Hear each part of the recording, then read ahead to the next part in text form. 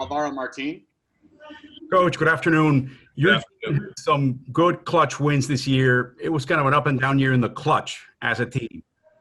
Is that something you win in the clutch because you got great players, because you have a certain psychological profile, because you've got experienced players in the clutch, or is that something you can teach? And did you work on that during this kind of off time between the regular season and this resumption of the season? Alvaro, I'd say it's a combination of everything that you just talked about. Obviously, we want to seek out teachable moments. There's nothing better than getting game experience. You try to replicate that as much as possible in our game settings here. When we do our inter squad and, we have our 3 scrimmages, you just never know what the game's going to dictate.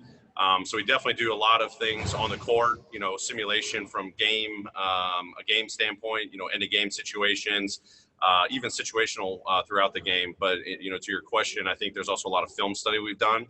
And then you just look at our roster, and I think guys just naturally over the course of time, the chemistry that we build, you start identifying the schemes that work, the play calls that work, the individuals who you want to put the ball, in their hands at the end of the day. I think that's stuff that we've kind of evaluated over the course of the season. Sometimes it's organic. There's definitely the teaching opportunities. You definitely have to practice it as much as possible. It's hard to recreate, obviously, those game situations at the end.